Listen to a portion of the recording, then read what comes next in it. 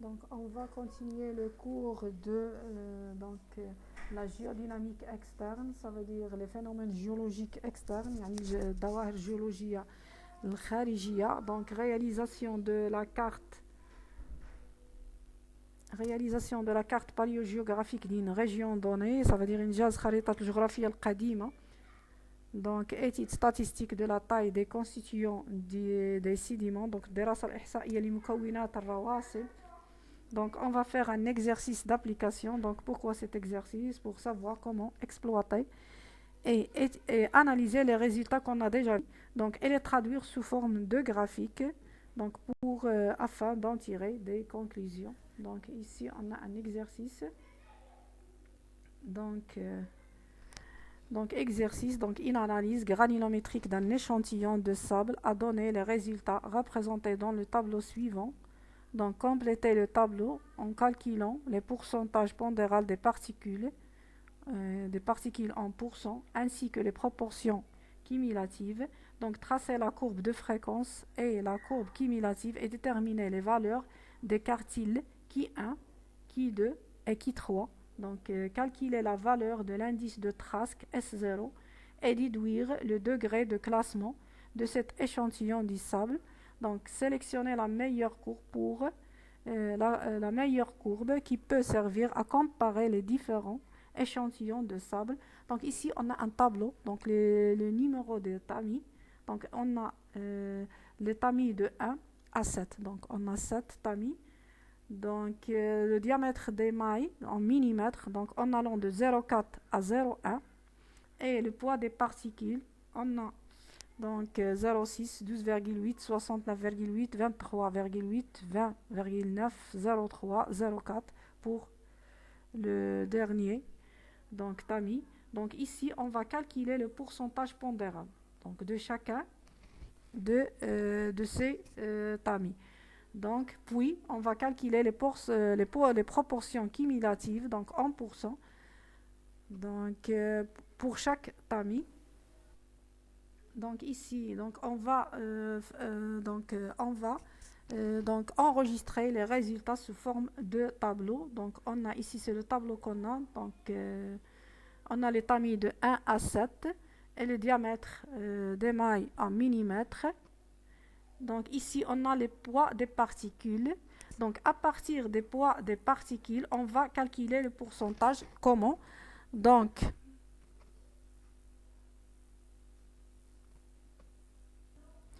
ici on a pour le pourcentage pondéral, on divise le 0,6 de chaque tamis, donc le poids des particules de chaque tamis sur la somme de poids de tous les tamis.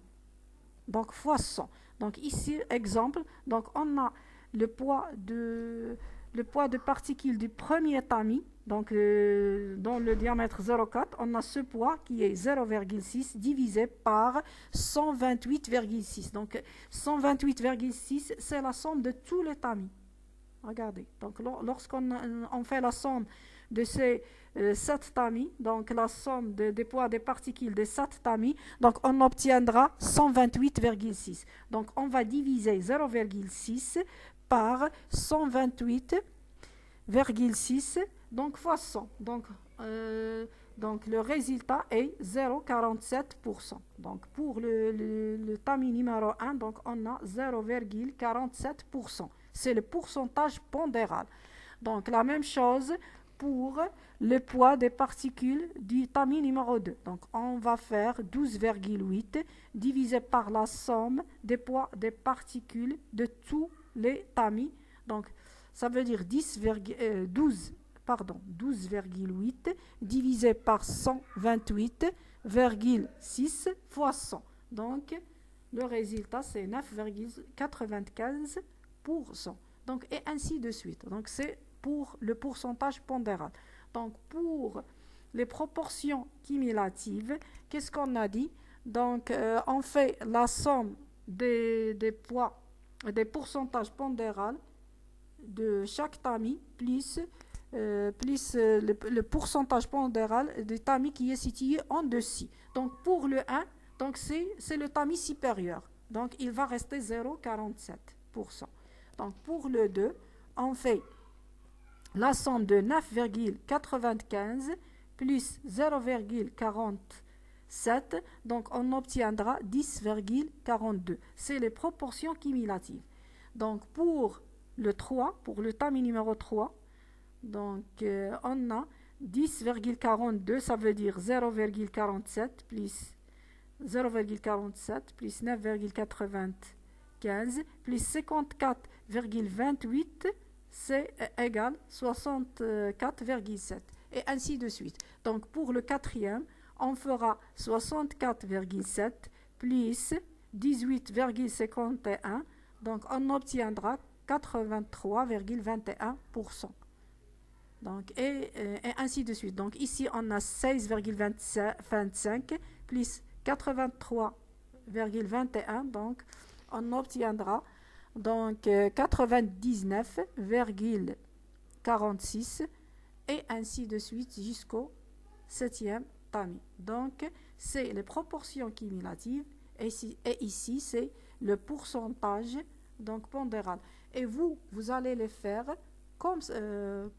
Donc, vous allez enregistrer donc, les résultats sous forme de tableau pour d'autres exercices. Donc ici, donc, les résultats pour la première question, voir le tableau. Donc c'est la réponse. Donc voir les courbes papier millimétrique. Donc on va faire les courbes. Donc après avoir enregistré les résultats dans un tableau, donc on va établir donc l'histogramme et la courbe de fréquence. Donc dans l'axe des ordonnées, on met les pourcentages de la masse, donc en allant de 0 à 50 pour notre exercice, dans le cas de notre exercice. Et dans l'axe des abscisses, donc on met le diamètre des grains, donc d'une manière rétrograde, ça veut dire en allant du plus gros vers le petit, vers le plus petit. Donc ici on a le diamètre 0,4 en allant de 0,4 à 0,1. Ici ce sont les classes, chaque rectangle, ici chaque rectangle correspond à une classe de grains. Donc ici pour l'échelle, on prend chaque classe correspond à 1 cm. Donc par exemple ici on prend chaque classe correspond à 1 cm. Donc ici dans notre exercice on a le diamètre des grains, donc 0,4, 0,31, donc c'est une classe. 0,31, 0,25, donc c'est une classe et qui correspond à un rectangle. Donc dans notre exercice, donc la première classe ou donc le premier tamis, donc on a pour le diamètre 0,4, on a le pourcentage de la masse. Donc le pourcentage de la masse est 0,47. Donc pour représenter ce rectangle, donc 0,4, donc c'est la classe 0,4, il correspond à 0,47, donc et on trace le rectangle. Donc c'est le rectangle, le premier rectangle. Alors le deuxième rectangle entre 0,4 et 0,31, donc ce sont les diamètres de deux tamis successifs. Donc notez bien, c'est le diamètre donc entre deux tamis successifs. Donc ici, donc entre 0,4 et 0,31, on a donc le pourcentage de la masse 9,95. Donc ici, on a 9,95 pardon. Donc c'est le deuxième rectangle.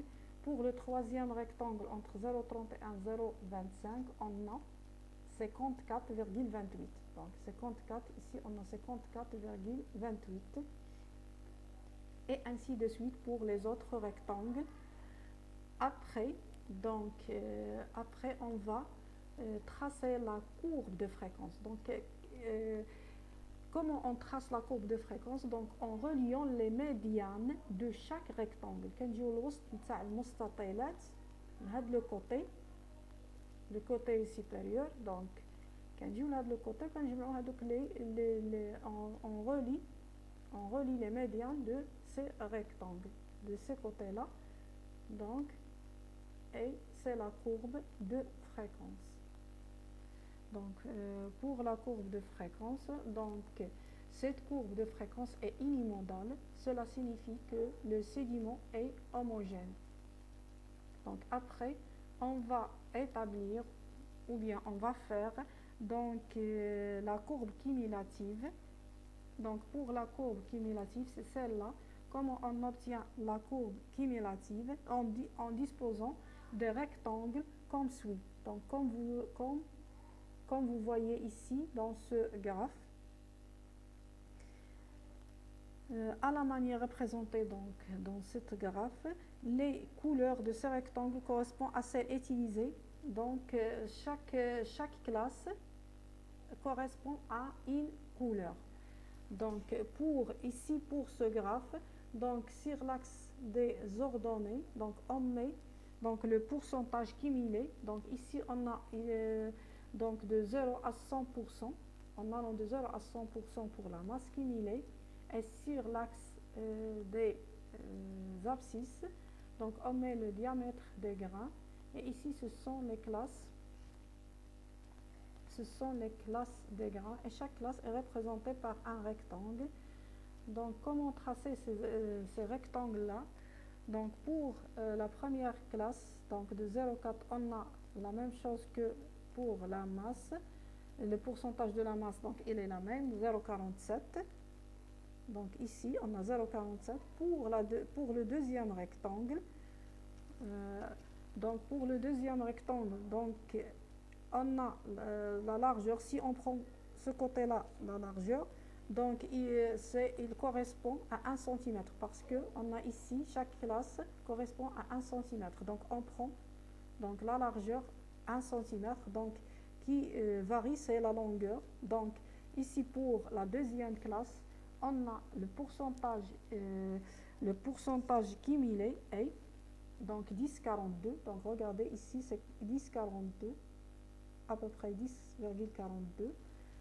Donc c'est le rectangle de la deuxième classe. Pour le rectangle de la troisième classe, donc toujours ce côté il est 1 cm et il débite là où il finit le deuxième rectangle. Donc le troisième rectangle débite où finit par exemple le deuxième rectangle. Ici, donc ici on a 1 cm et la longueur de ce rectangle est 64,7, pardon, 64,7, c'est le pourcentage cumulé. Et ainsi de suite pour les autres rectangles. Donc pour la courbe cumulative, comment on trace la courbe cumulative? Donc la courbe cumulative, donc en traçant les médianes, en traçant les diagonales. Donc il passe par les diagonales. La courbe cumulative passe par les diagonales de chaque rectangle. Regardez. Donc هي كتمر من الأقطار، كنجمعوا الأقطار نتاع المستطيلات. Donc c'est la courbe cumulative. Donc à partir de ce graphe, donc on va déterminer qui 1 et qui 3 est la médiane. Donc pour qui 1, on sait que qui 1 égale 75% pour le pourcentage cumulé. Donc 75% pour le pourcentage cumulé. Donc on va calculer qui 1, la valeur de qui 1 sur l'axe des abscisses. Ça veut dire il correspond à quel diamètre de grain? Donc il correspond pour le qui 1, donc il correspond à peu près à 0,23. Regardez. Donc parce que c'est rétrograde. Donc ici on a une échelle donc ou des proportions rétrogrades. Donc ça veut dire qu'en allant des plus gros vers les plus petits ou décroissant. Donc un ordre décroissant parce que on a pris lors du tamissage, on a pris les tamis de façon donc en allant des plus gros diamètres vers les plus petits. Donc c'est ici pour le qui 1, donc ici on a 0,25, 0,24, 0,23. Donc ici on descend. Donc ici c'est à peu près qui 1, il correspond à 0,23. Donc qui 1, 0,23 pour le qui 3. Donc le qui 3 correspond à 25% du pourcentage cumulé. Donc, il correspond à 25%. Donc, ici, 25%, on va lire sur l'axe des abscisses. Donc, la valeur, on va extraire la valeur sur l'axe des abscisses. Donc, il correspond à 0,27, à peu près 0,20. Ici, 0,25, 0,26, 0,27, 0, et ici, 0,31. Donc, 0,27, c'est le qui 3. Pour la médiane, on sait que la médiane correspond à 50% de la masse cumulée, donc 50%.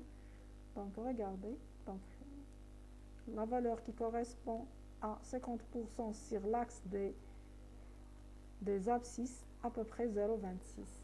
Donc 0,26, donc le S0, l'indice de Trask, donc l'indice de Trask égale le racine de qui 3 sur qui 1. Donc S0 égale 1,08. L'indice de Trask égale 1,08. Donc sur le tableau, si S0 est inférieur à 23, donc le degré de classement de cet échantillon est très bon. Donc puisque S0 est inférieur à 1,28, donc on peut donc déduire que le sable étudié est très bien classé. Donc والله ولي التوفيق وشكرا وإلى فيديو قادم إن شاء الله.